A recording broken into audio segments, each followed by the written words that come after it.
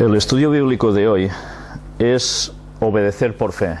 Es un tema que siempre se suele poner al final de los 30 estudios bíblicos básicos, de cuando una persona conoce por primera vez el Evangelio, y que es un tema que creo que es necesario anticipar debido a que muchas personas me han preguntado al respecto de lo que hoy vamos a tratar, porque toda persona llega un momento en que decide si debe poner en práctica o no lo que ha aprendido bíblicamente.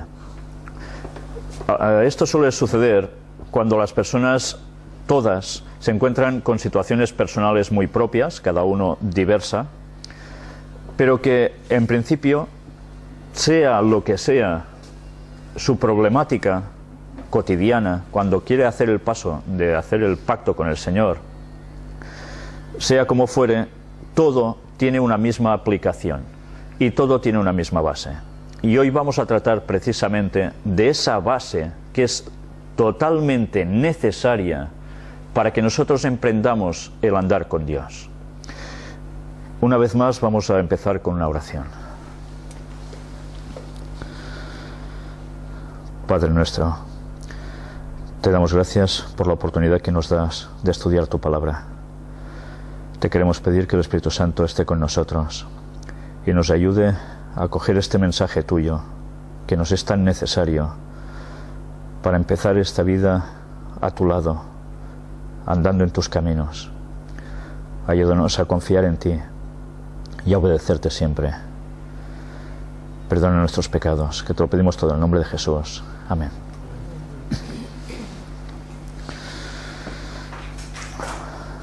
Vamos a empezar con un texto que se halla en el libro de Filipenses, capítulo 2, donde vemos lo que el Señor espera de cada uno de nosotros. El versículo es el 12. Por tanto, amados míos, como siempre habéis obedecido, no como en mi presencia solamente, sino mucho más ahora en mi ausencia, ocupaos en vuestra salvación con temor y temblor. ¿Qué espera de nosotros? Que obedezcamos siempre. Da igual si está con nosotros un ministro del Evangelio o no está, como era en este caso con el apóstol Pablo. El Señor sigue siendo el mismo y el Señor siempre requiere lo mismo de nosotros: obediencia plena, siempre. Obedecer siempre implica que habrá circunstancias en nuestra vida que evidentemente no será sencillo, nada fácil seguir al Señor, obedecerle. ¿Qué debemos hacer entonces? Hoy vamos a ver si realmente hemos de obedecer siempre al Señor o hay cosas que nos eximen de tener que hacer esto con Él. Busquemos un texto en 1 de Timoteo, capítulo 6, y donde se nos dice que nosotros debemos echar mano de algo. El versículo 12. Pelea la buena batalla de la fe. Echa mano de la vida eterna, a la cual asimismo fuiste llamado, habiendo hecho la buena profesión delante de muchos testigos. Nosotros estamos instados a echar mano de la vida eterna. ¿Por qué se nos dice esto? Porque tengamos presente que esta vida, que como mucho nos puede durar 80 años, 90, algunos ya veis 100 y algo, como casos extraordinarios, pasa rápidamente. Y nosotros igual decimos, prefiero no obedecer a Dios ahora para que las cosas me vayan bien, entre comillas, me salga sin problemas, y no pensamos en que estamos perdiendo una vida eterna por desobedecer a Dios, porque primero somos nosotros que Dios. Y por falta de confianza decimos, no, yo hago la mía. Y Dios ya lo entenderá, es que Dios es muy bueno y me va a perdonar. No, Dios es muy bueno, pero no es tonto. Hay una gran diferencia. Dios es misericordia, pero es justo. Y hay una ley que nosotros debemos seguir. Y no pensemos que nos lo podemos saltar a la torera y quedar inmunes, porque no es así, aunque creamos en que Cristo no murió por nosotros y nos va a salvar. Hay que cumplir una serie de requisitos, y eso es totalmente indudable con la Biblia en la mano. Pero se nos insta a echar mano de la vida eterna precisamente para que recordemos que si hacer la voluntad de Dios aquí nos trae problemas, hay una vida eterna que está en juego, y que ese es nuestro objetivo, y que si somos fieles aquí, la conseguiremos. Pero solo si queremos seguir a Dios de corazón y vamos hacia adelante, pase lo que pase. El apóstol Pedro, en su primera carta, también nos dice algo, porque nos advierte de que debemos luchar contra un enemigo. Ya sabéis que nosotros estamos en una lucha espiritual constante en este mundo. No hay nadie que quede exento de ella. ¿Contra quién es nuestra lucha en verdad? ¿Contra nosotros mismos? ¿Contra la gente de nuestro alrededor? ¿O hay alguien más que intenta ponernos la traba para que no sigamos a Dios? El texto es muy claro. Primero de Pedro, capítulo 5, versículos 8 y 9.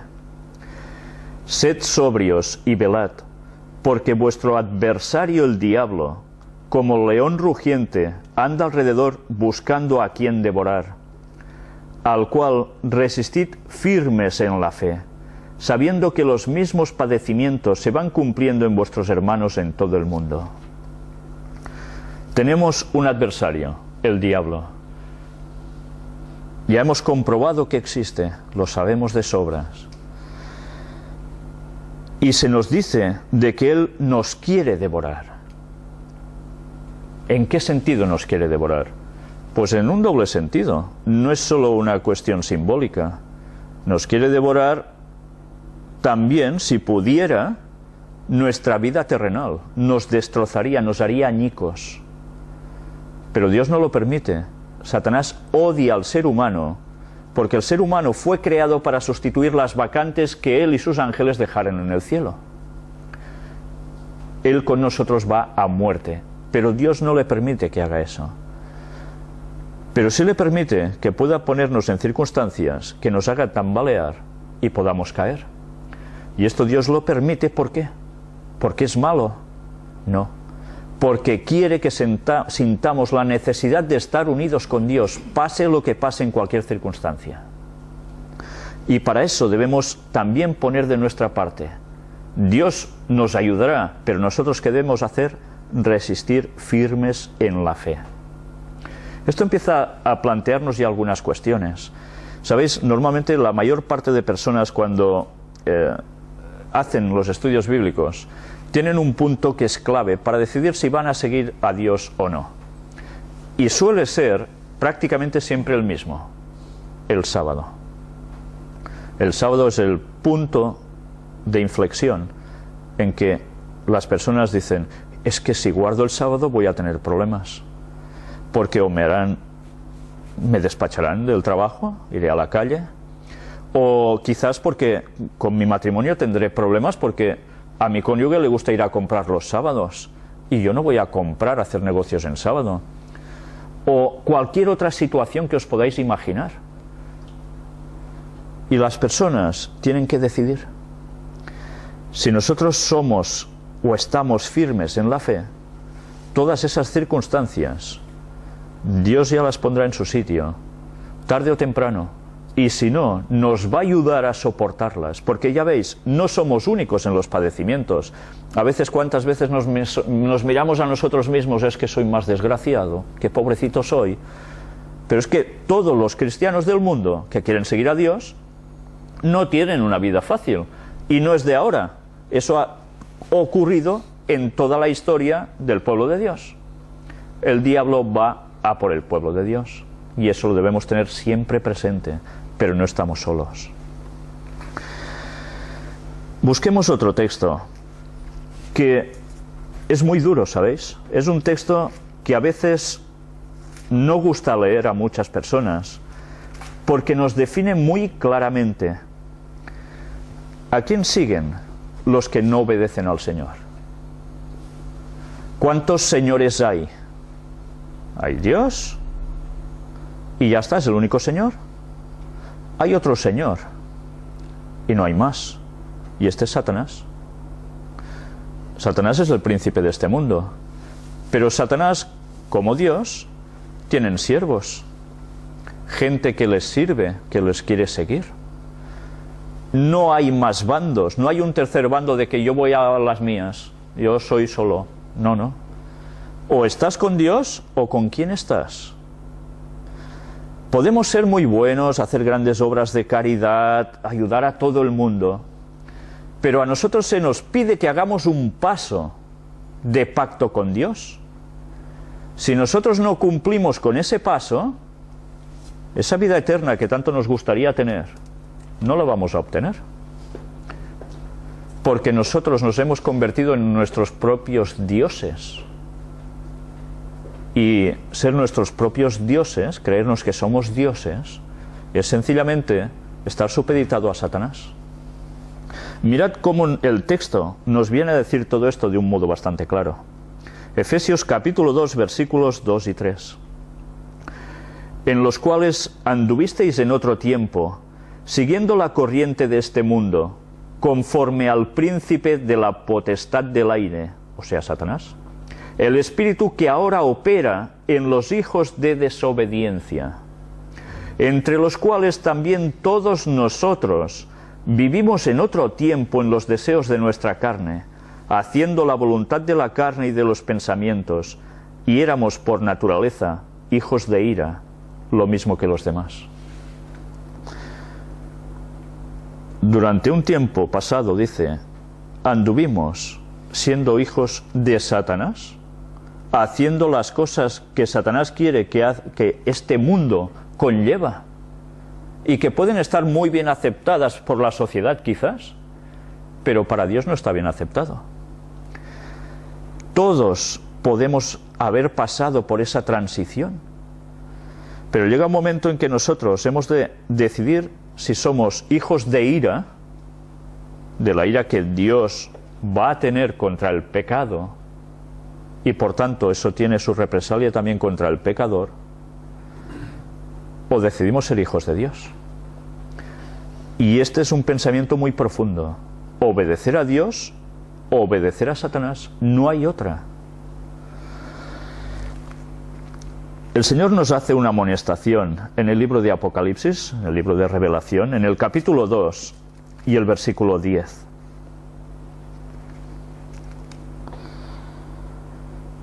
No temas en nada lo que vas a padecer. He aquí el diablo echará a algunos de vosotros en la cárcel para que seáis probados y tendréis tribulación por 10 días. Sé fiel hasta la muerte y yo te daré la corona de la vida. ¿Sabéis? Cuando se escribió este mensaje a la iglesia de Esmirna, estaba diciendo algo que además era profecía y que se cumplió en un cierto periodo histórico. De eso podemos tratar en otros temas. Pero cogiendo la parte que ahora nos interesa de este texto, nos dice que no temamos en nada lo que podemos llegar a padecer. ¿A alguien le gusta padecer? Yo creo que a nadie. Bueno, quizás habrá algún masoquista, ¿no? Pero no es la norma general. A nadie le gusta pasarlo mal. E incluso nos dice de que podremos ir a parar a cárceles, ser probados, pasar tribulaciones.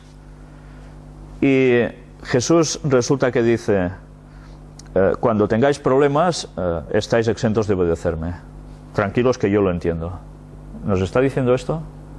Nos está diciendo que seamos fieles hasta la muerte. ¿Para qué? Para obtener la corona de vida. Tantas veces valoramos la vida en este mundo y tantas veces olvidamos la verdadera vida, que es la eterna, que va a durar precisamente eso, por la eternidad y estando bien siempre. Pero claro, ya se sabe, este mundo parece ser que es nuestro todo, ¿verdad? Pues no, no debe ser nuestro todo. Busquemos ahora otro texto en el libro de los Hebreos, capítulo 5. La palabra de Dios nos da un ejemplo de fidelidad, se nos propone un ejemplo de fidelidad.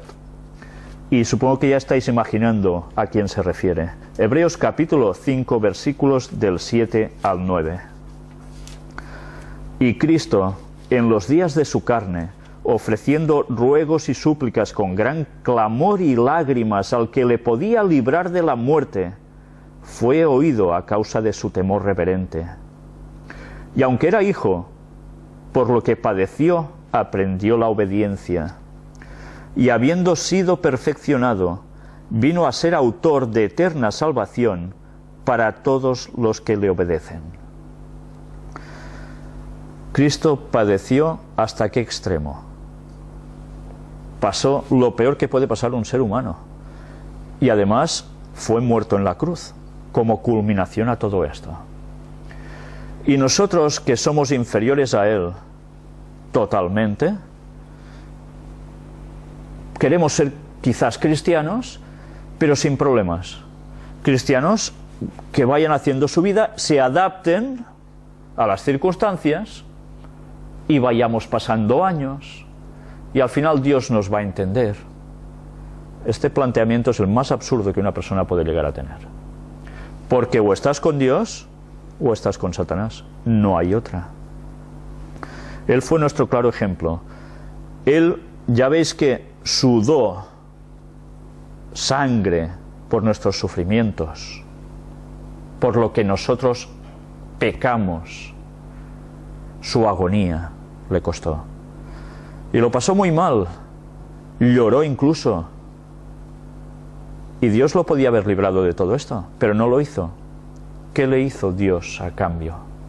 Le dio la fortaleza para seguir adelante hasta el final. ¿Y no va a hacer lo mismo con nosotros? ¿Acaso Dios no nos quiere? Entonces, ¿en qué nos hemos de basar? En tener confianza en Dios, de que Él nos va a ayudar. Pero ¿realmente tenemos esa confianza en Dios? ¿Cómo podemos confiar en Dios si no tenemos una comunión directa con Él? Un contacto directo con Dios en oración y en el estudio de su palabra, de un modo no superfluo, sino viviéndolo. Ya veis cómo automáticamente el pensamiento nos lleva a que obedecer a Dios equivale a que debe haber contacto en oración, sin lo cual hay un abismo que no nos va a dar las fuerzas para poder seguir adelante. Desplacémonos ahora hasta el libro de Primera de Samuel en el Antiguo Testamento, en el capítulo 15.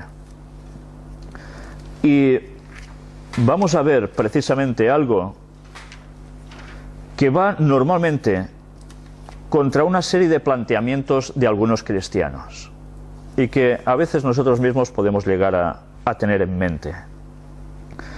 ¿Hay algo que puede hacer un reemplazo de nuestra obediencia?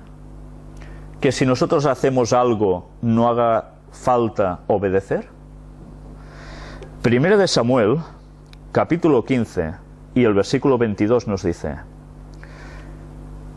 y Samuel dijo: ¿se complace Jehová tanto en los holocaustos y víctimas como en que se obedezca a las palabras de Jehová? Ciertamente el obedecer es mejor que los sacrificios, y el prestar atención que la grosura de los carneros. Él estaba hablando en el lenguaje típico del santuario de su época, pero ¿cómo podríamos aplicar ahora esto? Había gente que, mira, llevo allí ovejitas, llevo palomas y venga a ofrecer sacrificios y así ya me gano el favor de Dios. Eso mismo que creían muchos judíos de ese entonces.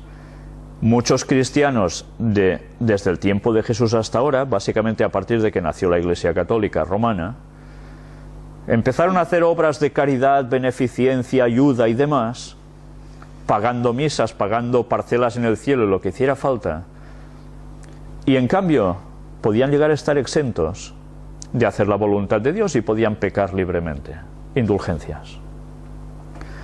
Pero a veces nosotros podemos llegar a hacer lo mismo.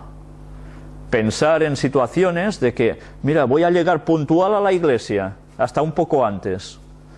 O voy a hacer unas ofrendas que, bueno, casi hasta me va a doler darlas. Y voy a hacer grandes cosas, voy a trabajar mucho para la iglesia.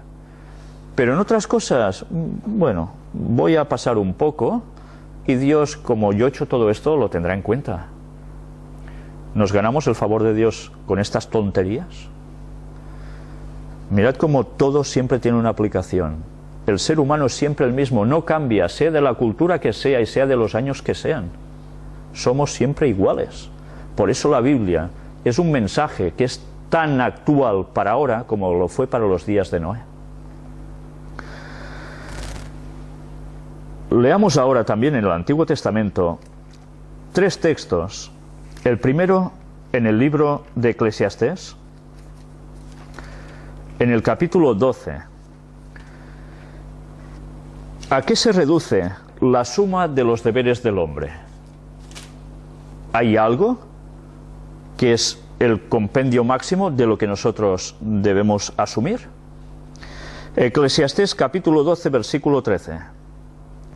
El fin de todo el discurso oído es este: teme a Dios y guarda sus mandamientos, porque esto es el todo del hombre. Teme a Dios y guarda los mandamientos. Esto es el todo del hombre. No hay más. Todo lo demás es superfluo, es vanidad, es absurdo, es tontería. Teme a Dios y guarda sus mandamientos. Atención a este texto, porque veremos que no es el único. Hay muchos cristianos en la actualidad que dicen: no, yo ya confío en que Cristo me salvó. Y como confío en que Cristo me salvó porque murió por mí en la cruz, los mandamientos, bueno, ya los clavó él en la cruz. ¿Sí? ¿Hizo esto Cristo? Entonces, nos vamos a dar cuenta que este texto que está en el Antiguo Testamento, podríamos llegar a decir, bueno, como era el Antiguo Testamento anterior al pacto de la muerte de Cristo en la cruz, ya quedamos eximidos de esto. Pero vamos a tener un problema, porque veremos otras palabras que aparecen en el Nuevo Testamento que van en la mismísima línea. Y el primero lo podemos buscar en Juan capítulo 14 y versículo 15. Y son palabras de Jesús: si me amáis, guardad mis mandamientos. Claro, ¿no? ¿Cuáles son los mandamientos de Cristo? Pues los mismos que estaban en el Antiguo Testamento, los 10 mandamientos. Los 10, no 9 porque el sábado no me interesa, para poneros un ejemplo, sino 10, tal como están en Éxodo 20. Habrá otras personas que dirán: pero es que Jesús los anuló porque dijo, amarás a Dios por encima de todas las cosas y al prójimo como a ti mismo. Y ya está, y son 2 mandamientos. Y el sábado aquí ya no entra, me libro, ¿sí? No seamos tontos. No busquemos excusas absurdas, cuando en Deuteronomio, en el Antiguo Testamento, precisamente estos 2 mandamientos resumen de Jesús ya se encontraban allí escritos. Jesús no está inventando nada, está citando el Antiguo Testamento. Es como decirnos: hay 2 tablas, la de los mandamientos de nuestra relación con Dios y la otra de nuestra relación con el prójimo. Es el título o el resumen de esos conjuntos. Pero esos conjuntos tienen sus elementos que siguen siendo los mismos. No nos engañemos ante eso. Pero hay otro versículo también en el mismo capítulo de Juan 14, que es el 21, donde nos dice: el que tiene mis mandamientos y los guarda, ese es el que me ama, y el que me ama será amado por mi Padre, y yo le amaré y me manifestaré a él. Los mandamientos de Dios son básicos, los 10. No hay excusa que valga. No podemos creer que Jesús nos va a amar desesperadamente si nosotros vamos por la nuestra y queremos suprimir su ley, aunque sea solo en un mandamiento. Dios va a ser justo.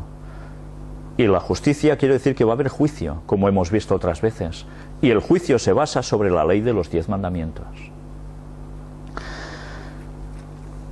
Si hay personas que aún podrían decir: bueno, pero esto lo dijo Jesús, luego muere en la cruz y se acaba todo, que ya veis que es bastante absurdo. Si me amáis, guardad mis mandamientos. No sería solo para unos días que le quedaban. Llegamos a la primera epístola del apóstol Juan, la primera carta, en el capítulo 2 y en los versículos del 3 al 5. Aquí Jesús ya había muerto, resucitado, se había ido. ¿Qué escribe aquí el apóstol? Y en esto sabemos que nosotros le conocemos, si guardamos sus mandamientos. El que dice: yo le conozco, y no guarda sus mandamientos, el tal es mentiroso, y la verdad no está en él. Pero el que guarda su palabra, en este verdaderamente el amor de Dios se ha perfeccionado. Por esto sabemos que estamos en Él. ¿Hay excusa después de leer este texto tan claro? Los mandamientos siguen en vigencia. Ayer, hoy y siempre. La ley es el carácter de Dios. Y el carácter de Dios es inmutable. ¿Cómo vamos a decir nosotros que amamos a Dios si no guardamos sus mandamientos? El tal es mentiroso y la verdad no está en él, dice la palabra de Dios. Es muy fuerte. El mundo protestante debería tener estas palabras muy claras y rectificar, porque si no están cumpliendo el ser el falso profeta, y eso es apostasía. Leamos ahora en el libro de los Hechos de los Apóstoles, en el capítulo 5, cuando se nos plantea un conflicto, incluso puede ser un conflicto que nos pueda llevar a la muerte si no obedecemos a Dios. ¿Sabéis? Esos casos han llegado a suceder durante toda la historia y aún suceden en nuestros tiempos y van a volver a suceder aún más. Mirad lo que nos dice este texto. Hechos 5:29. Respondiendo Pedro y los apóstoles dijeron: es necesario obedecer a Dios antes que a los hombres. ¿Sabéis? A ellos se los había amenazado. Se les podía llegar a quitar hasta la vida, latigazos, lo que queráis, pero hasta la vida. Y ellos que dijeron: mira, como yo ya sé que el Señor me quiere, voy a seguir con lo mío, así viviré más años y podré seguir haciendo predicación por otros lados. Y Dios lo va a entender. Los apóstoles tenían el concepto muy claro. Es necesario obedecer a Dios antes que a los hombres. Pero claro, ¿eso qué implica? Que si he de dar el paso de obedecer a Dios, ¿qué necesito yo? ¿Qué necesito? Pues tener fe. Porque si no obedezco por fe y pensando en que Dios hará algo, yo no voy a dar ese paso. Me voy a retraer.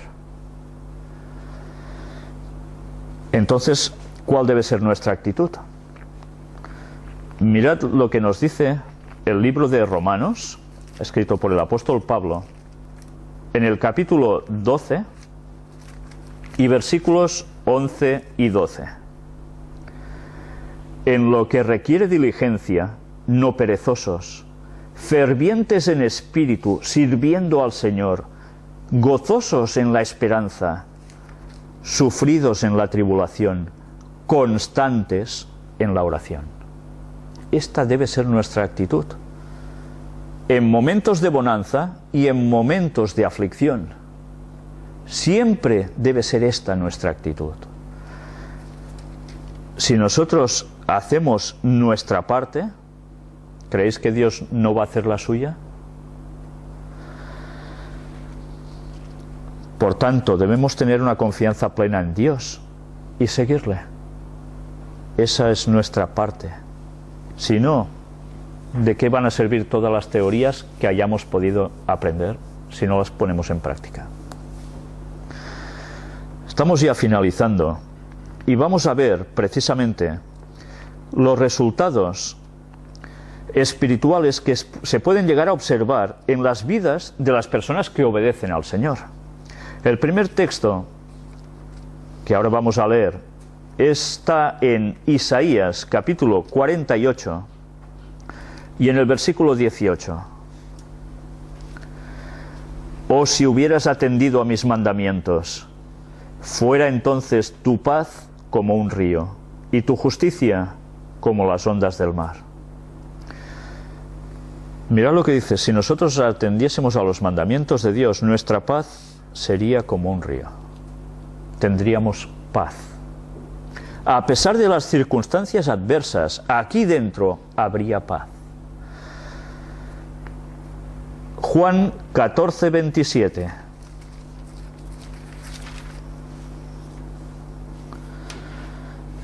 Son palabras de Jesús.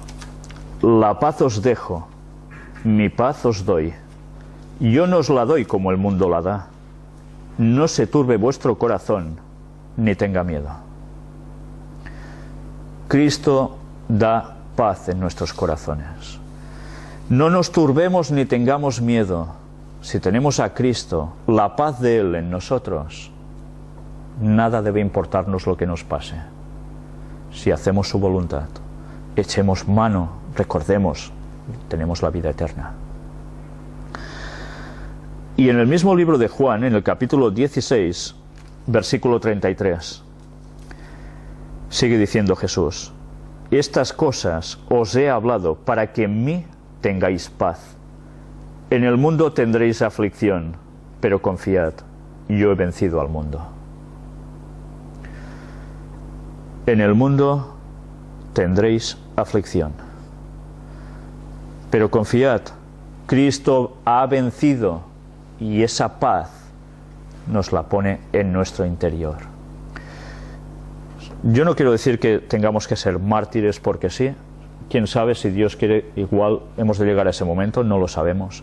Pero recordad en qué momentos, por ejemplo, cuando Esteban estaba siendo martirizado antes de morir, ¿qué actitud estaba asumiendo? Estaba desesperado, diciendo: me echo atrás, no, parad de apedrearme, yo voy a cambiar mi vida y para salvar el pellejo hago lo que haga falta. ¿Hizo esto Esteban? ¿O empezó a renegar de Dios, a maldecir a los demás por hacerle esto, para que cambiaran de actitud los otros, acaso? No. Asumió lo que le tocaba y siguió adelante hasta el fin. Incluso llegó a decir algo, igual que Jesús: Padre, perdónalos porque no saben lo que hacen. Este es el punto culminante de la paz que sentía en su interior, porque él tenía a Cristo aquí. Y bien, hemos visto que Dios nos da esa bendición, esa paz. Los que seguro que habéis dado ya el paso de seguir a Cristo y os habéis encontrado en situaciones límites de diversas circunstancias, cosas, seguro que en el fondo habréis notado esa paz de que Cristo está con vosotros. Pero claro, eso hay que experimentarlo. Hasta que uno no decide dar ese paso, eso no lo conocerá jamás. Eso es una experiencia que no se puede transmitir de uno a otro como si nada. Hay que vivirlo. Pero recordemos que ante todas estas cosas hay algo que es clave. ¿Sabéis? Dios siempre nos da promesas. La Biblia está llena de promesas. Y las promesas de Dios no son como a veces las nuestras, que podemos llegar a prometer cosas que no cumplimos, a veces incluso con Dios. Las promesas de Dios son 100% fiables, 100% seguras, 100% se cumplen. Juan capítulo 15, versículo 7, el texto con el cual prácticamente vamos a concluir. Si permanecéis en mí y mis palabras permanecen en vosotros, pedid todo lo que queréis y os será hecho. Pedid todo lo que queréis y os será hecho. Si nosotros nos encontramos en que podemos perder el trabajo por querer guardar el sábado, por ser fieles a Dios, si nosotros cualquier mandamiento puede ser nuestra prueba por una circunstancia, tengamos claro y presentes de que es la promesa de Dios, que lo pidamos, que Él sabe lo que necesitamos. Si somos fieles, Él no nos va a dejar, nos va a responder y nos va a solucionar, aunque a veces sean soluciones distintas a las que nosotros nos podemos llegar a imaginar o pedir, porque Él sabe realmente lo que nos conviene. Tengamos eso presente, nos hemos de mover por fe. Y no quisiera dejaros sin antes leer unas palabras que se encuentran en este libro, Palabras de vida del Gran Maestro, escrito por Elena White, donde aparecen unas frases que realmente complementan a la perfección con el tema de hoy. Mirad qué nos dice aquí. El cumplimiento de las promesas de Dios es condicional. Esto es interesante. Las promesas de Dios son condicionales. Y la oración no ocupará nunca el lugar del deber. Hay personas que dicen, yo haciendo 4 Ave Marías y 3 Padre Nuestros y no sé qué más, ya está. O hay personas que sencillamente, yo oro mucho cada día, Señor, Señor y Señor, pero a la hora de obedecer es otra historia. Para que las promesas de Dios se cumplan, debemos cumplir unos requisitos, hay unas condiciones. Y es que oración sí, pero el deber hay que cumplirlo. No hay excusas que valgan.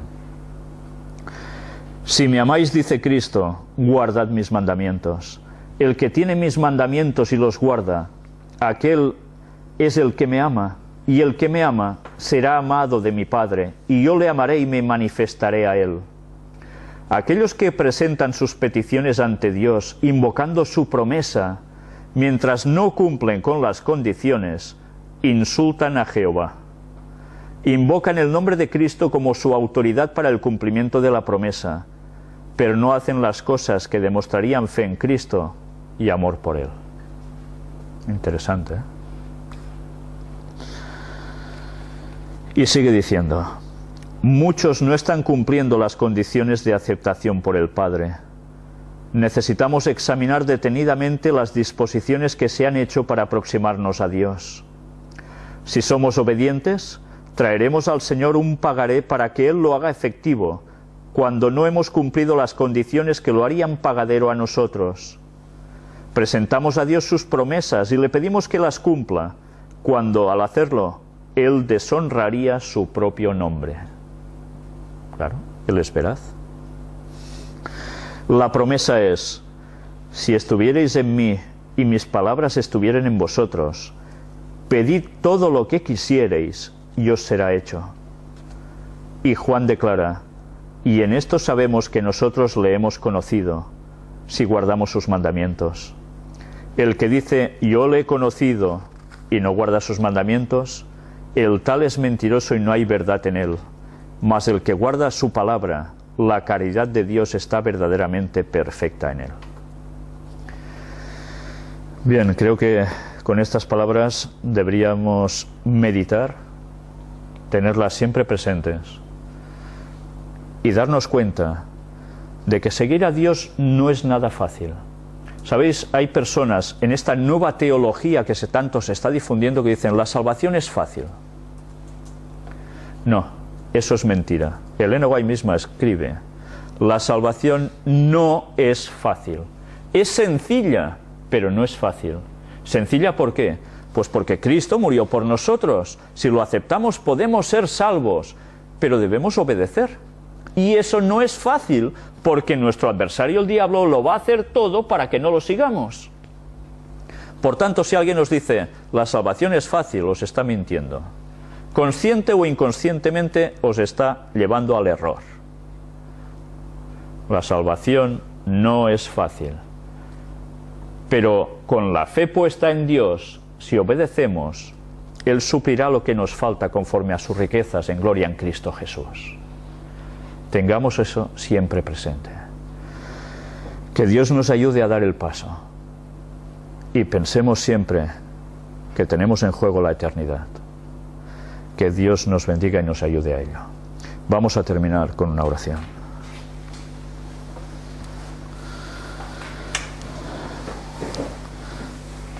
Padre, te damos gracias por la claridad de tus palabras. Te damos gracias porque tú nos quieres mucho y porque tú nos prometes que nos vas a ayudar y pides de nosotros esos pasos de fe. Tú sabes que a veces pueden ser realmente tremendos para nosotros, por todo lo que puede repercutir en nosotros, en nuestras familias, en nuestros conocidos. Pero Señor, cuando tú prometes algo sabemos que lo cumples. Y te agradecemos porque tus promesas son fiables y nos lo has demostrado muchísimas veces. Ayúdanos a ser firmes, a velar, a orar, a estudiar tu palabra, a estar en contacto íntimo contigo, para tener esta paz que solo tú traes al corazón a pesar de cualquier adversidad. Bendícenos, Señor, por favor, y danos esa fuerza para dar ese paso y romper con lo que haga falta para seguirte. Perdona todos nuestros pecados y ayúdanos a cambiar de todo corazón. Llénanos del Espíritu Santo. por el perdón de nuestros pecados. En el nombre de Jesús te lo pedimos todo. Amén.